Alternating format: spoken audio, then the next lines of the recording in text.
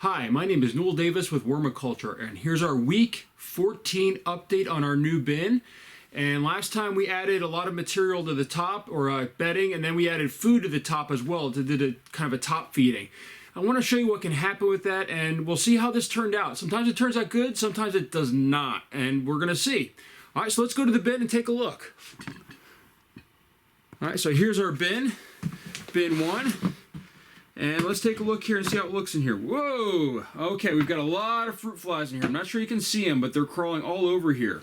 This is one thing that can happen with bins. We actually got a worm escaping right here. Let's get that guy back in there.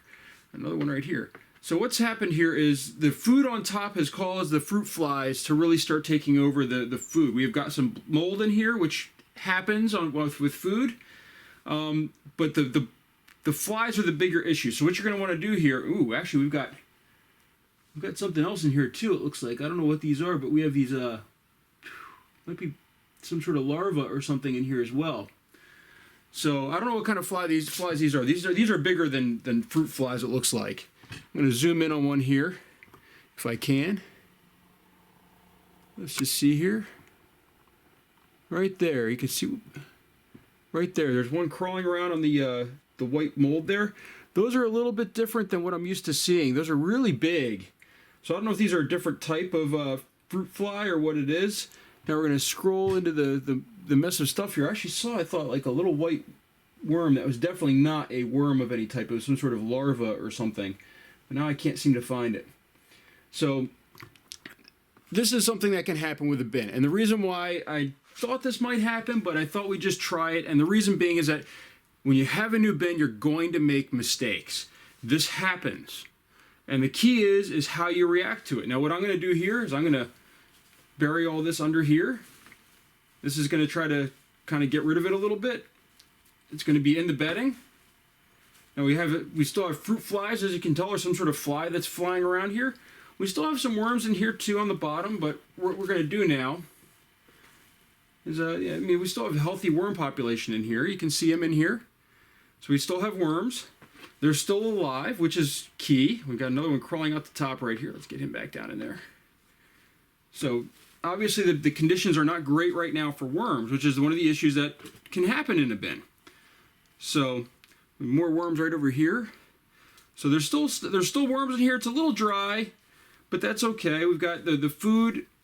We're going to stop feeding because we have all the fruit flies in here, all the flies of whatever type they are. I call them fruit flies, but these look like they could be some other type. What we're going to do now is we're going to add a lot of bedding to the top of this. Let me grab my bedding here.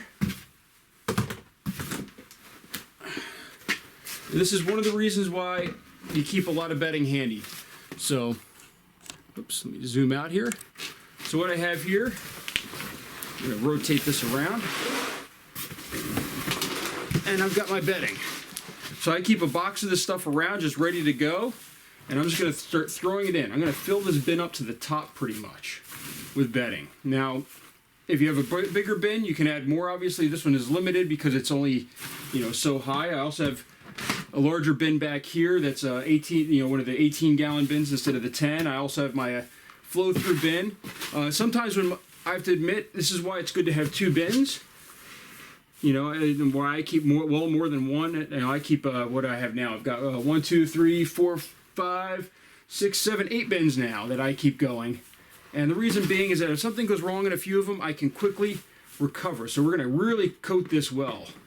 A lot of material on the top. That's going to prevent the fruit flies from getting through, or the fungus gnats or whatever they are. And it's going to prevent anything else from getting to the worms. It's going to let them kind of chew up what they have in there right now. And then what we'll do is next time we're going to dig this up a little bit. This is all going to kind of sink down in. And then next time it should be a little bit better. It might have some stuff sticking to the lid. It's going to dry out. And that is going to help the bin get better. So this is what you can do when something bad happens with your bin. You want to stop feeding though. That's the one thing I'm going to stress to you. Or if you do feed, you want to feed underneath this, because otherwise they're just going to come back even worse.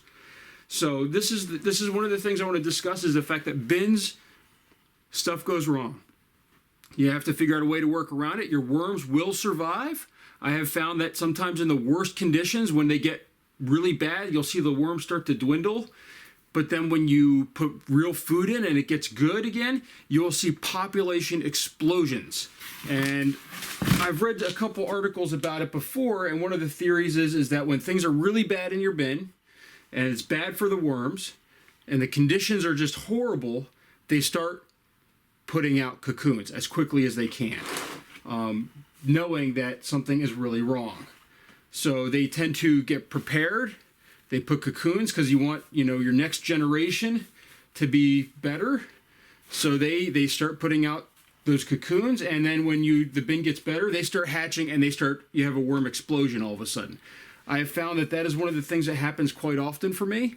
So after this, next week when you might look at it, it might be shocked with how many worms are really in here.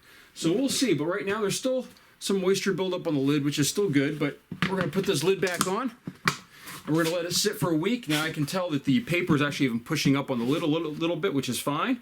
But this should get rid of the fruit flies, and it should make it where this will start recovering and start getting better. For me, hopefully this did not spread to any of my other bins. That is another worry when you have multiple bins, and why you should always keep shredded paper on hand. You never know when you're going to need it, and it's really handy to just have it ready to go rather than be like, oh my gosh, I got to get paper ready and stuff. So that is our week 14 update, and having some issues now, but it's still there. The worms are still in there. Didn't do any feeding this time, just covered them up. So I hope you enjoyed, and good luck with your worms.